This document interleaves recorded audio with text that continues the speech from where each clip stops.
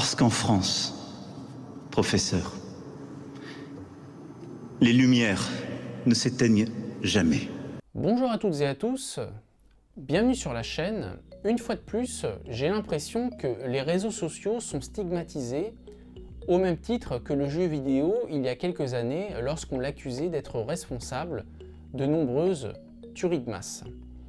Le vendredi 16 octobre, il y a eu une véritable éloge à la liberté d'expression, mais dès le lendemain, il était déjà question de la limiter à travers la réintroduction du texte initial de la loi Avia. Aujourd'hui, de nombreuses personnalités, des éditorialistes comme Christophe Barbier, ou encore des personnalités politiques comme François de Rugy, qui quand même a été président de l'Assemblée nationale, n'hésitent pas à appeler à une réintroduction de ce texte, quitte à réviser la Constitution. Pour rappel, eh bien, ce texte qui a été censuré par le Conseil constitutionnel était pour notamment une censure large de la liberté d'expression par les géants du numérique, notamment sans l'intervention d'un juge.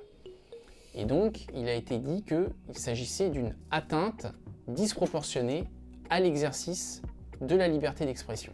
Certes, la liberté d'expression n'est pas absolue et doit être conciliée avec d'autres considérations comme l'ordre public. Mais plus nous subissons des événements de cette nature, plus notre état de droit recule. L'état de droit auquel je fais référence n'est pas la simple conformité d'une norme législative à la Constitution, mais celui du respect des droits de l'homme, dans lequel on retrouve bien entendu la liberté d'expression. Ces droits de l'homme sont le fruit du libéralisme politique. Le libéralisme politique s'est fondé contre l'abus des gouvernants sur les gouvernés, c'est-à-dire les individus. Lorsque le président de la République, Emmanuel Macron, dit qu'en France, les lumières ne s'éteignent jamais, permettez-moi d'en douter. Oui, le terrorisme assassine aussi à chaque fois nos libertés et la liberté d'expression en est une victime. De la même manière, lorsque l'on a appris que le tueur avait utilisé la célèbre messagerie chiffrée WhatsApp pour entrer en communication avec un autre protagoniste de l'affaire, eh bien, il y a eu une salve contre ce mode de communication. Alors, faut-il remettre en cause le secret des correspondances? Faut-il remettre en cause le smartphone? Faut-il remettre en cause Internet? Bien évidemment que non.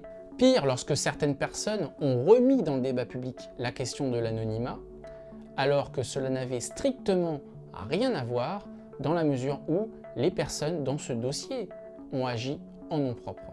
Cela donc interroge particulièrement. Et comme nous l'avons vu sur la chaîne, l'anonymat n'existe pas vraiment sur les réseaux sociaux, il s'agit plutôt de pseudonymat, et lorsque ces personnes commettent des actes pénalement répréhensibles, on arrive toujours à les identifier lorsqu'on en fait l'effort.